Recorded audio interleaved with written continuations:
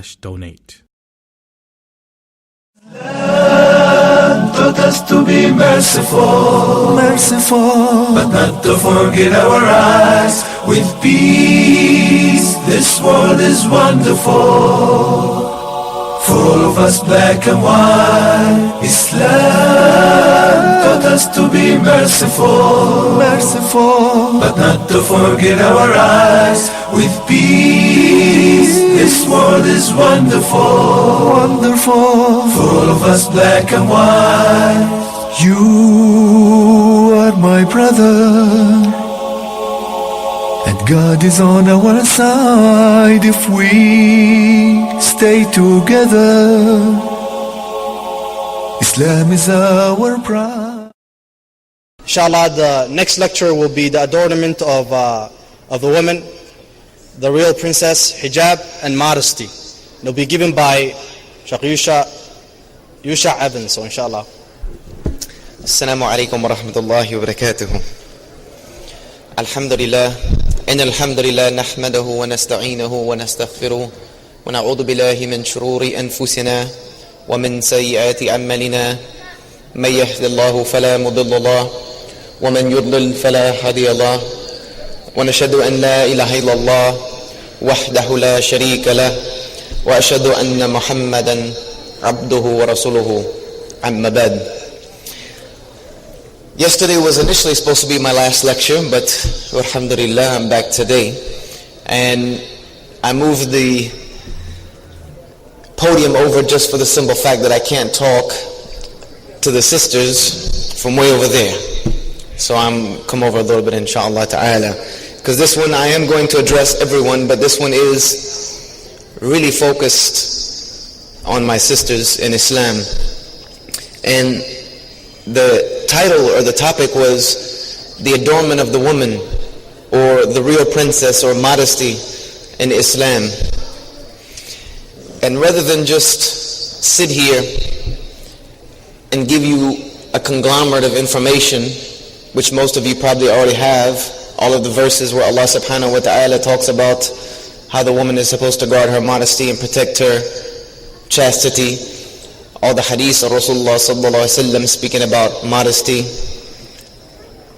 I'm going to try to be more realistic with you, because a lot of the things that you've heard are things that you've heard over and over again, but you don't, sometimes I think that all of us as Muslims, we don't take that information and know how to rationally implement it into our lives. A lot of us may have knowledge about Islam, we may have a lot of knowledge, but then we don't know how to rationally implement those things into our lives, which that understanding is only a gift from Allah subhanahu wa ta'ala.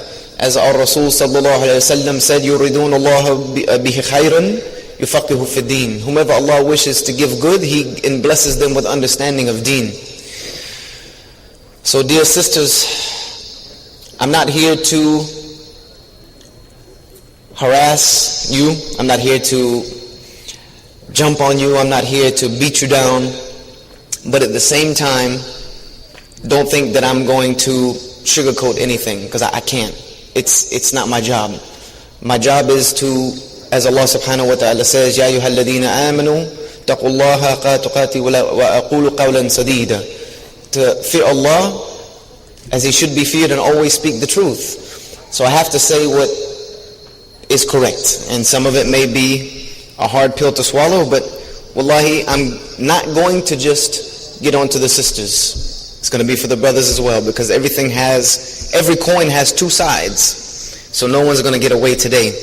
So I'm going to talk to the sisters, but about modesty in general as well. Because our Rasul sallallahu alaihi wasallam said that having modesty, having haya, is the essence of Iman. One of the biggest essences of our Iman is modesty.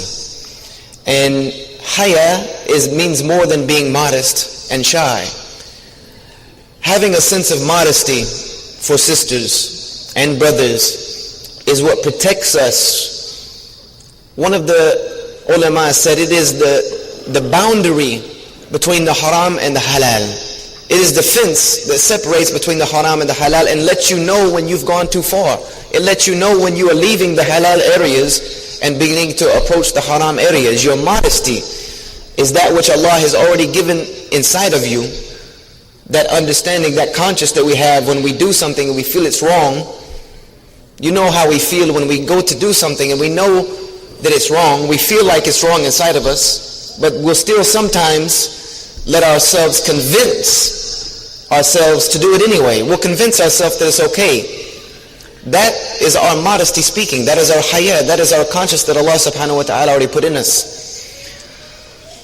But when it comes to the adornment of the woman, I'm going to explain the status of the woman in the eyes of Allah subhanahu wa ta'ala and in Islam. And that alone should let us know how important it is to guard that gift. Because indeed the woman is a gift that Allah subhanahu wa ta'ala initially gave to the first human being, Adam. He created Adam from dust, and then He created Eve from his rib as a companion. And without the woman and all of the qualities that she has, we would be in a much more terrible world than we live in now. The unfortunate thing is that in the world we live in today, sisters, in order for a woman to be respected and progress, it's all about what she has to offer to the world, as far as physically, what she has to offer to the world, as far as what she is able to give of herself in order to advance in the world. Now, we might like to think that it's not like that there is an equality amongst the genders, but it's just not the reality of the situation. It's just not the reality of the situation. And I want to ask you a question, brothers and sisters, just to think about when it comes to why women are commanded by Allah subhanahu wa ta'ala to guard their modesty. And then we're going to get into some of the details of what it means to guard that modesty. Allah subhanahu wa ta'ala says in the Quran in Surah Al-Nur, the verses of hijab, He used the word وَيَحْفَظْ, and for them to guard their modesty, coming from the same word as we use for hafiz, which means someone who guards the Quran. The word hafiz does not just mean someone who memorizes the Quran. No, a hafiz is someone who is a guardian of the Quran. They are a protector of the Quran. And Allah subhanahu wa ta'ala tells the woman and the man to guard their modesty, to guard that which Allah subhanahu wa ta'ala gave them as an adornment. And I want to ask you a question. How many of you have ever went into a bank and saw the money sitting on the front counter and they had a note by it saying, just take whatever it is you know you have in your account and write it down and let us know that you took it, and we'll check on it, we'll keep up with it later, but we trust you. How many of you have ever been in that bank where there was money sitting right on the counter? If so, please let me know where that bank is. I'm leaving right now. Lecture's over. There's no bank like that, right? Where is the money? Sisters, where's the money? It's in the bank vault, right? Where's the bank vault? It's usually at the back of the bank. And what is at the bank vault? This big, huge steel door that probably weighs 10, 15 tons that has 4 or 5 locks on it. And then if you even get that safe door open, guess what's behind that? Another door, a cage with bars that you need to get into. And even if you get into that cage and you go into a bank vault, guess what's in the bank vault? There's walls lined with little boxes that slide out. And you need another key to slide the box out. So if you get into the big door and then you get through the gate and then you get to the box and you get into that, you slide it out, guess what? There's another little layer on top, a little metal flap on top of that you need to unlock as well. And only then after you unlock that can you get to the money. So there are safeguard after safeguard after safeguard after safeguard keeping the money away. And why do they do that? They do that so you won't steal it, right? Not only that, that's not the only reason why they do it. Because if they wanted to, they could just do other things to keep you from stealing it. Another reason why they do all of that lavish security is so that you don't even think about stealing it. So that when you go into the bank, you don't even think about taking the money. The only person who robs a bank is a fool, because you don't get away with it. You do not get away with it. There's too many security measures in place. And all of those security measures prevent people from even thinking about going in and robbing the bank unless they've lost their minds. You know what modesty is for the woman in Islam and for the man? Modesty are all those safeguards that the bank has to protect the money. I guard my modesty not just so that people don't see it, but I also guard my modesty like this so that no one even thinks about it. No one even thinks about harassing me. Or for the woman, no one even thinks about harassing her. No one even thinks about approaching her. And I've even been told, yes, you're right, but there are brothers who will even go and they'll approach a sister who's wearing a full niqab and try to hit on her. I'm like, okay, but what is he looking at? He might as well go and hit on the brick wall over here. He's not going to see anything. There's nothing to look at. It's only his imagination that's making him do that. And you already know then this brother has an issue. It brings it to the forefront. But the normal average person is not going to do it, because you've put so many safeguards in place that they won't even think about doing it. This is haya. This is modesty.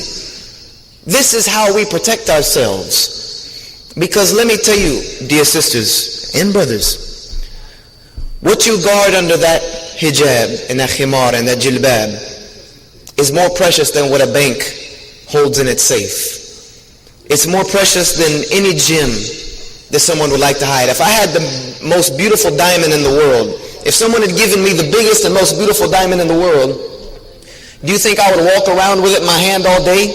And when I go to the gas station to pay for something, I sit it on the counter, and when I'm getting gas, I sit it on top of the car, and I leave it on my front porch when I go inside? Do you think I would do that? No, I'm going to lock it up tight. I'm going to lock it up tight and always make sure that nothing happens to it. Sisters, what you are guarding with your modesty is even more precious than that, because it is a gift that only Allah subhanahu wa ta'ala has given to you. And the beauty of Islam is that in the freedom of Islam, this is what I laugh when I hear non-Muslims say that hijab is an oppression, or they say that the way the women have to cover themselves is an oppression. I laugh. I just laugh. Because I say, no, that naked woman on the billboard down the street is oppressed. She's oppressed. Because every single person that driving on this road already gets to see everything of the beauty that Allah created her with. There's nothing left for me to see. There's nothing left for me to desire. There's nothing left for me to work for. She's already given it out for free. The real freedom that the sister has in Islam, that the woman has in Islam, is now she has the freedom to choose whom she wishes to give that gift to. She has that freedom to choose whom I give this gift of myself to. And they're the only one that gets it. And then he has to work for it. Brothers, you got to work for it. You have to be worthy of it. There's a lot of steps you got to go to be worthy of it.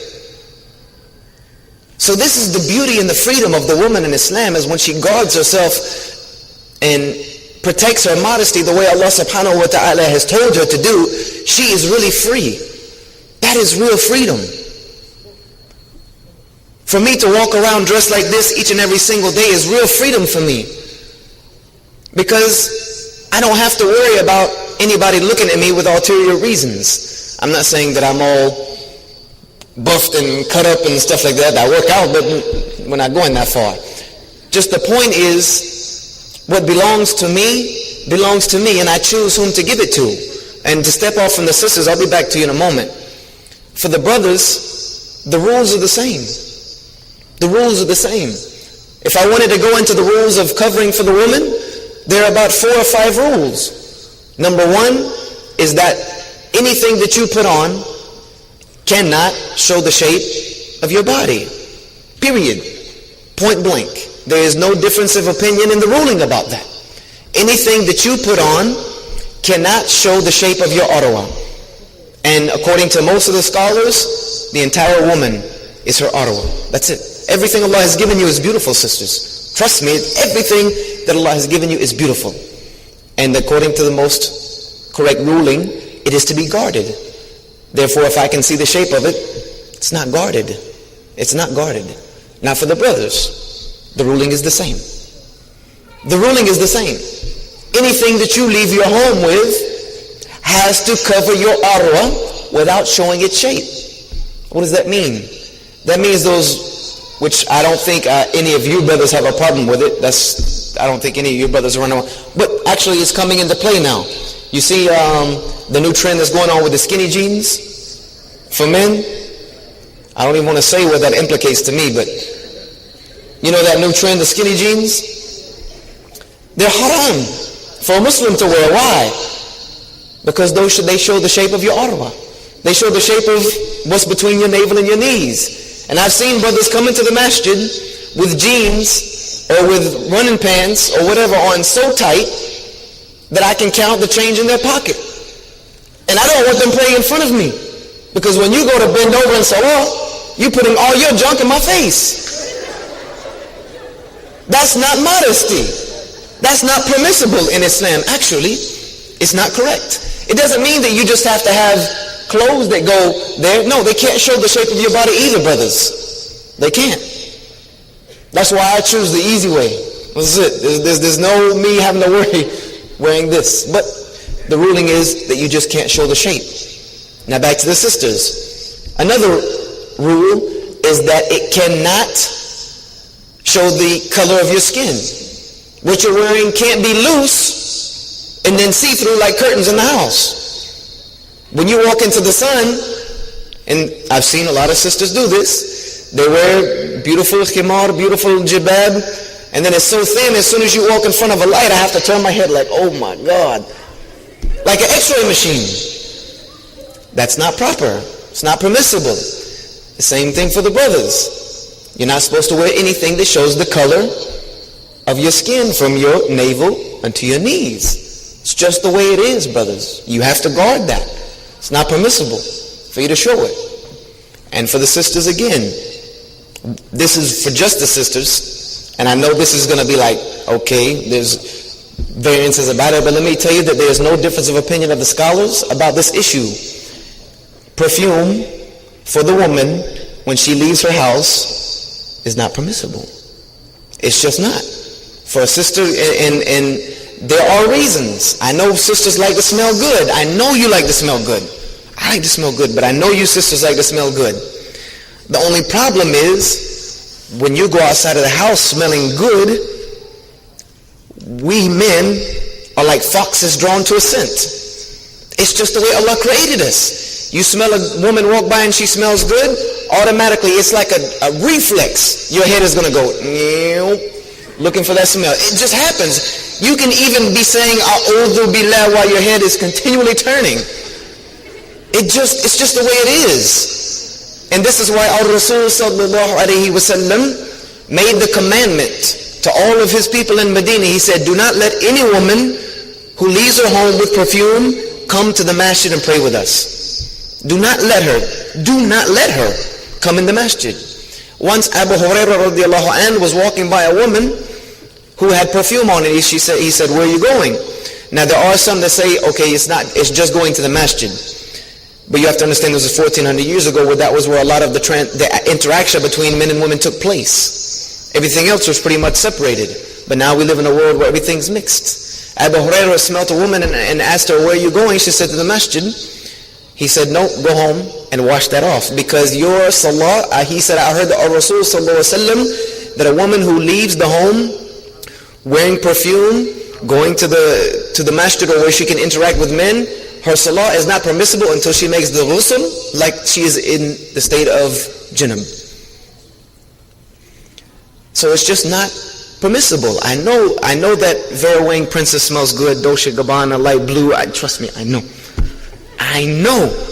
It smells too good. That's why it's just something that you guard. If you want to smell that good for your husband. He'll love it. But don't do it to us. It's a fitna for us. Wallahi. And I'm just being real with you. I'm being as real with you as I can. Now for the men, I know that seems like it's a imbalance, but this is the way Allah subhanahu wa ta'ala designed it, that the man is encouraged to wear perfume. Because our Rasul sallallahu alaihi wasallam was his sunnah that he would wear a lot of perfume. But the perfume for the men is something that should be strong and a manly smell. These brothers walk around wearing that rose perfume. I know it smells good, akhi. Get your wife and let her wear it, inshallah ta'ala. But it's supposed to be something that is a manly smell, inshallah. And our Rasul sallallahu alaihi wasallam liked good smells, and he said the angels like good smells. So there are things that go back and forth both ways. The rules for modesty are pretty much exactly the same, except for a few minor rulings between the man and the woman. The only difference between you sisters is the way Allah designed you and the way Allah designed us. Allah designed you, dear sisters, with an immense amount of beauty. An immense amount of beauty. Us brothers, there's some beautiful brothers, but most of us are pretty scraggly. Unfortunately, it's just where we are. We're just scraggly. We're hairy. We do weird things. We scratch ourselves. We pick our noses. We got all kinds of issues. But sisters have been gifted with an immense beauty by Allah subhanahu wa ta'ala. And then He also designed that beauty that Allah gave you is very attractive to the man. It is very attractive. And it is a great fitna of attractiveness when you don't guard it properly.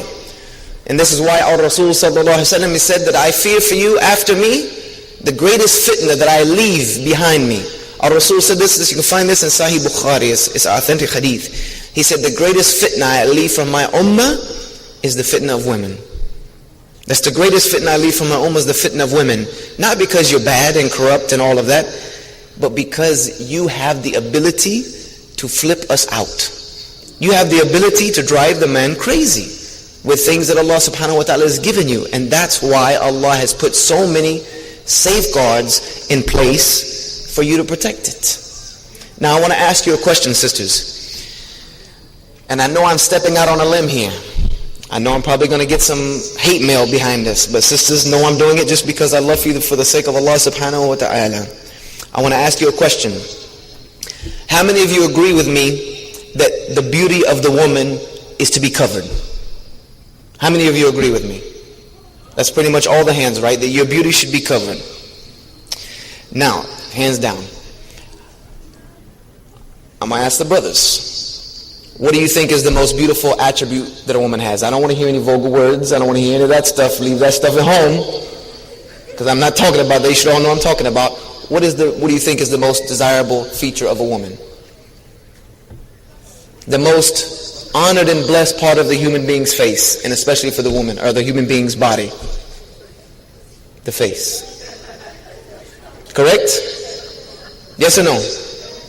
Correct? We all know that. If a woman has a beautiful face, she's beautiful. Everything else you can work with.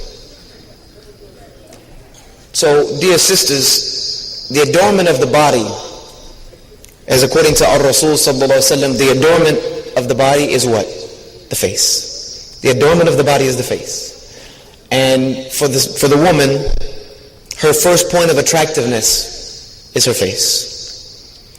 So I'm not going to tell you what is my opinion.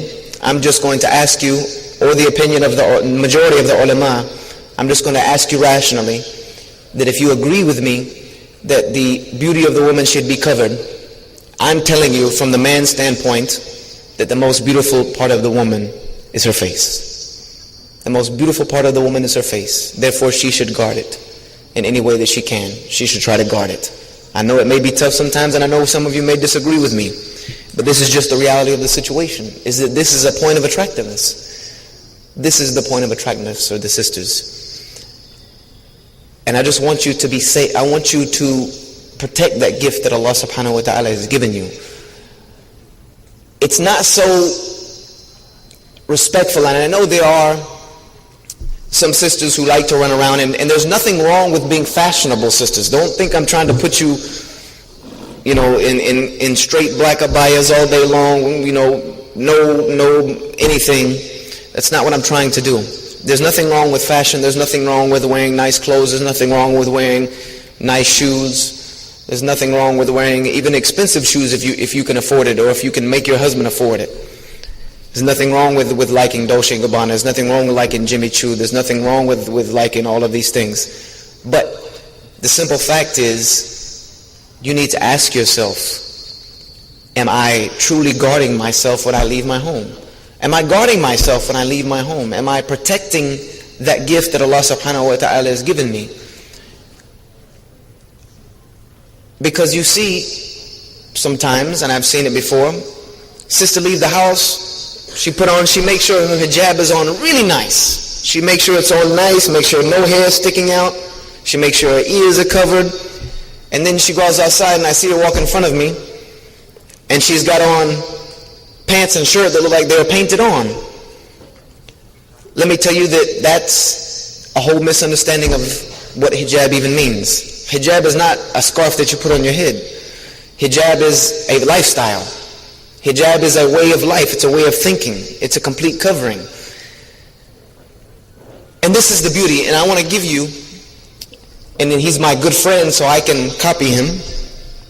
There was a lecture that one of my dear imams, one of my very favorite brothers in Islam that I've known for a long time, he gave. And he talked about two women. And I'm going to end with this, and then I'm going to leave some time for questions and answers. He talked about two women who left the house. One of them, she might be Muslim, she might not be Muslim. But she gets ready, and she looks in the mirror. She has her makeup all done, which is another issue for sisters. There's no problem with wearing makeup when you leave outside of your house, if you cover it up. It belongs to you and your husband. But don't go out in a way that you know is going to draw attraction to yourself, because you're not attracting anything but negativity. But anyway, he said there's a woman who's going to leave her house, and she has her makeup all done right. She has on nice clothes, showing off all of her features and her curves, some nice heels to accentuate her legs, all this jewelry. She looks in her mirror to make sure she looks good. Make sure she looks good when she leaves the house. She looks so good that when she's walking down the street, you can see every single man's head turning right along with her. It's like doing the wave. All you see is one and another and another and another, just following her wherever she goes, and she smells good. When she gets on the bus or she gets on the subway, everybody wants to sit close to her. She's just so attractive that she smells so good. And it all is because when she stood in the mirror in the morning, she wanted to make sure that she looked good. She wanted to make sure that she looked attractive. She wanted to make sure that she was a walking billboard for how beautiful I am. Look at what I have. Look at what I can give to the world. Look at what I can give to you. This is how she feels when she looks in the mirror. He said, then you have another woman who gets up in the morning and puts on her jilbab or her khimar. She puts on her hijab the proper way. Maybe she puts on the niqab. He said, and she looks in the mirror as well before she leaves the house. But she looks in the mirror for a different reason. She looks in the mirror to make sure that what she's leaving the house with is pleasing to Allah subhanahu wa ta'ala. She makes sure that when she looks in the mirror, when she leaves the house, she's not attracting attention to, hey, look at me, look what I have to offer to the world. She's not leaving the house to make herself a walking billboard for her beauties and her gift that Allah subhanahu wa ta'ala gave her. She looks in the mirror in the morning when she leaves for different reasons. And this is the real beauty of the sister. Trust me, this is the real beauty of the woman in Islam. And take it from me personally, and my opinion might not mean anything to you, but it's my personal opinion that when I see a sister who covers herself properly and everything is in check, it's beautiful. It's beautiful in a different sense. It's beautiful in a different sense than an attractive sense. It's beautiful in the sense that it makes me feel good about being a Muslim. It makes me feel good about the fact that I know that my sisters in Islam have the freedom to choose whom to give their beauty to, whom to give their gifts to, whom to share that gift that Allah subhanahu wa ta'ala gave to them, they have the freedom to choose. These women running around half naked in the streets don't realize that they're the ones that are really oppressed. They are the ones who are really oppressed. That's why do you think people harass them? Guys come up behind them and slap them on the behind. Guys say all kinds of vulgar things to them. Why people even go to the point of attacking the sisters and raping them and all of these types of things. I'm not saying that the woman asked for it, but she's advertising that which Allah has told her to protect. She is giving for free that which Allah has already commanded that she should make the man work for. Make him be worthy of it. Make the brother, if he wants to get married to the sister, he should be worthy, he should earn it. Because that's a gift that Allah has given you when He gives you a good wife. It's a gift from Allah subhanahu wa ta'ala. Back to the brothers for a moment. And brothers, when you, and sisters, when you're seeking to find a partner in life, when you want to get married, you should put the priorities in check, brother. And you should put the priorities in check, sister. Doesn't matter how much money he makes. He got to have some money. You got to have some money. Some bills got to get paid. But doesn't necessarily have to be a doctor, because a doctor good. For the brothers, for the sisters, she doesn't have to come from a rich family. If she does, khalas. Ar-Rasul sallallahu alayhi wa sallam said that there are 4 reasons you can get married, and the best one of those was to marry someone who had deen. To marry someone who had deen. To marry someone who carried themselves as a Muslim, for the brothers and the sisters. Because let me tell you, when you have a relationship that is built on deen, it won't fall apart. Unfortunately, and I know this is a little bit off the subject, but it's important. Unfortunately, a lot of the marriages of the Muslim Ummah today are ending in divorce. It's going up just like the non-Muslims. Here in America, the divorce rate is what? About 50%. Almost half of every marriage ends in divorce. 1 out of every 2. In the Muslim community, we are almost matching it, if not beating it. That almost 1 out of every 2 marriages end in divorce. Why? Why does it happen like that? This is not the only reason, but let me tell you one of the main reasons. I'm going to tell you one of the main reasons. It is because a lot of our relationships and marriages start out wrong. How do they start out wrong? The brother and the sister start talking to each other in private when they're not supposed to be. And the shaitan is a third. And then they start getting on Facebook. They start chatting. Think I don't know about Facebook? I got 5,000 friends. I can't even add no more friends. Know about Facebook. I need like 4 more accounts. Or you find each other's number and you start texting and start calling each other late at night. And you start hanging out together. And you may even fall in love. You may even fall in love. Or what you may think is love. And it may be real love. You may fall in love. And then you may even get married. But guess what? You have gotten married based on a love that was based on infatuation, and that was based on feelings that were given to you by who? Who gave you those feelings? Shaitan. Because what did our Rasul sallallahu alayhi wa sallam said? When a man and a woman are alone that are not married, who's the third party? Shaitan. So that love you feel, you might feel it, but it's not from Allah subhanahu wa ta'ala. It's from Shaitan. So what happens to those marriages?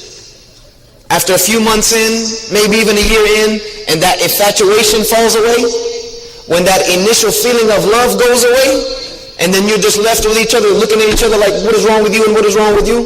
You might not even like each other anymore by that time. Because what happens when Shaitan puts that infatuation between you is that you're blinded to what is wrong with maybe each other. You're blinded to the fact that maybe we aren't even really compatible with each other. You're blinded to a lot of things. And then when you get married, Shaitan is happy to break up marriages. Trust me, wallahi, that's one of his favorite things to do. Shaitan will just remove and step out of the situation, and then now you're left with arguing, you're left with fighting, You're left with all kinds of things that lead to somebody giving up. Either the man gives up and he walks away and leaves the sister hanging, or the sister just can't take anymore and she leaves. And then now you have a family broken up. Maybe children that have to be separated. It's a big disease. This all comes from us not guarding ourselves properly. It all comes from part of our modesty and not correcting it. But on the flip side of that, let's say the brother and the sister get married, fisabilillah, just the way Allah subhanahu wa ta'ala has made it happen. They know each other, the brother has approached the wali, he has given his intentions, he's had a chance to meet the sister, he's had a chance to see her, he's had a chance to discourse with her, even on some levels with the wali present, and they decide that we both have deen, we both love Allah and His Messenger, and we both want to seek to please Allah and His Messenger by this marriage, and they get married. Then guess what happens? They might not even know each other. The first day in the home, they're looking at each other like, they're crazy. They don't know me, I don't know you, and you don't know me. But you know what happens? Allah subhanahu wa ta'ala says, when you do it like that Allah places love and affection. He places love and affection between spouses. And He will make one a covering for the other. He will make the man the covering for the woman, and the woman a garment for a man. And that type of marriage, shaitan can't even knock on the door and get inside the house. Because that marriage is blessed by Allah subhanahu wa ta'ala. And that love that you get, when you have that, that's real love. That's love that doesn't fade away when bad things happen. That's the type of love that doesn't give up when it gets rough. That's real, sincere love that Allah subhanahu wa ta'ala gives to a man and a woman when they desire to please Him by their marriage. This is what we need to strive towards, brothers and sisters. I know it's tempting to get on Facebook and you see this sister online, you go, Assalamu alaikum, sister. That's fitna already. Or sisters, get online, Assalamu alaikum, brother, I have a personal question I want to ask you. That's fitna. I already know. That's fitna. I don't go on Facebook chat. Don't expect if you're my Facebook friend to hardly ever see me on there. If you see somebody on chat, know that it's somebody that's hacked my account. You're not talking to me. Plenty of people have done that. Oh, I talked to you on Facebook. No, you didn't, because I don't go on Facebook chat. 5,000 people on there, that's fitna. It's a place where there's no supervision. Shaitan has too much play area there. So we have to guard ourselves, brothers and sisters, to the reality of what's going on around us, because we need to be building a strong ummah. And you cannot build an ummah without building strong families. And you cannot build strong families without building strong relationships. And you cannot build a strong relationship by starting off the wrong way. You can't. You cannot start the wrong way. It has to be done right. Everything in Islam has a system behind it. It has steps. It has procedures. It has ways it has to be done. And don't think that you can do it any other way and that it's going to work. Because your way does not work. Your way cannot work. The only way that will work is Allah's way. Sisters, if you want to really be free and you really want to please Allah, there's only one way to do it. That's Allah's way. You want to say that I'm modest and I have respect and dignity, there's only one way to get it, and that's Allah's way. And that you will truly be free. Who cares what people say? Who cares what people think? How many of you were here at my lecture when I talked about the pursuit of happiness? How many of you were here when I talked about how to gain Allah's pleasure and gain dignity? Whomever seeks to be pleasing to Allah, even if people don't like it, they will gain Allah's pleasure and the pleasure. Wow! I think we had a technical malfunction back here. Let's slide this over. It's a sabotage.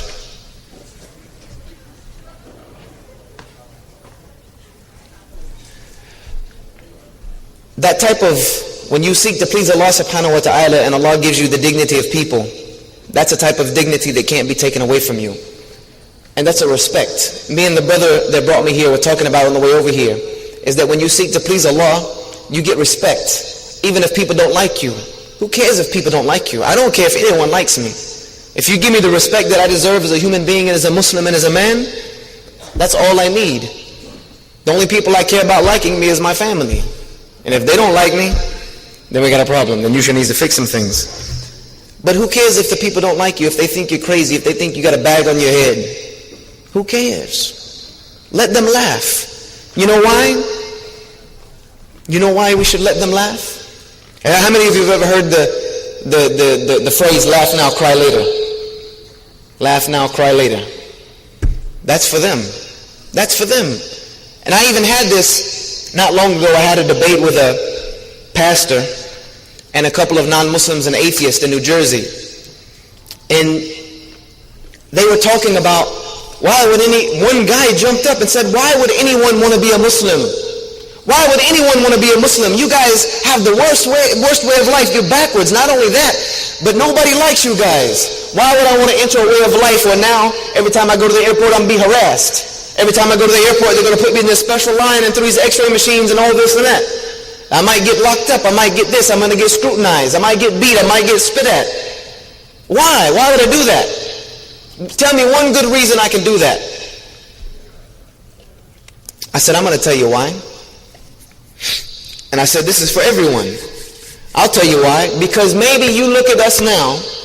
You might look at the Muslims now when they're in the airport and they're in this separate line being harassed. You might see the Muslims being crowded up and thrown into prisons and into detention facilities and refugee camps. You might see the Muslims getting oppressed all over the world. You might do that. I said, but I swear to you by the one who created the heavens and the earth, on the day of judgment, you will wish that for 5 minutes you would have been in that line in the airport. You will wish in the next life that for 1 moment you had stood in the footsteps of one of those Muslims who had been oppressed. For 1 moment you will wish that you were the worst oppressed Muslim on the planet rather than the situation that will be facing you when you stand before your Creator. So you can laugh at us now. You can make fun of us now all you want. The day the real laughter will come is the day that we enter into Jannah and we leave you behind. If you want to be serious about it. That's the reality of the matter. Is that what I have gives me that type of izzah. Laugh now. Go ahead, laugh. Even if I tell you what Islam is really about, you want to laugh at me, you want to mock at me, go ahead. I'll actually sit down and let you finish because I'm going to have my day. The believers will have our day when they will wish that they were sitting on our side. When they will beg Allah, oh Allah, send me back to the world for 5 minutes. I'll be like them. I'll get in that line. I'll let them harass me. I'll let them spit at me. I'll let them snatch my scarf off my head. I'll let them put me in a refugee camp, oppress me, put me in Guantanamo Bay. They can put me wherever they want to put me, as long as I can stand with them today. And Allah will say, it's too late. You should have done that then. You should have done it then. This is the reality of the situation, brothers and sisters. This is what you have. This is the gift that Allah has given you. It's not worth anything that anyone else can give you. It's not worth selling your dignity for. It's not worth trying to please and look fashionable and fly, and who cares about that? Who cares about that? The only thing I care about is what side I'm going to be standing on the day of judgment. Let them do what they want to do, brothers and sisters. Sisters, let them make fun of you because I know you stick out more than anybody else. Let them go ahead and make fun of you. When they laugh at you, laugh inside. Just smile inside, knowing that one day, the only ones that are going to be laughing on the day of judgment, the only people that are going to be laughing is going to be the laughter of the people of Jannah. That's it. And that's all that really matters. Everything else is just garbage, they say. It's just peanuts. And that's not what we want. We want what Allah subhanahu wa ta'ala has prepared for the believers. Things that an eye has never seen, nor an ear ever heard, nor has a mind ever imagined. So Allah has given you, brothers, and especially you sisters, a beautiful gift in the way that He has created you. Protect it. Keep it, guard it. Keep it away from these young men. I love you, brothers, for the sake of Allah, but sisters, keep it away from them. They can't handle it. I know they can't. I'm telling you from personally, we can't handle it. We can't handle it. So guard it and make us work for it. And the brother that works for it and is reasonable for it, then decide whom you want to give it to for the rest of your life. Get married to him, and then let your relationship be pleasing to Allah subhanahu wa ta'ala. The only thing that will come out of that is good. And that's what we need from this ummah right now. أقول هذا واستغفر لي ولكم فاستغفروه إنه هو الغفور الرحيم.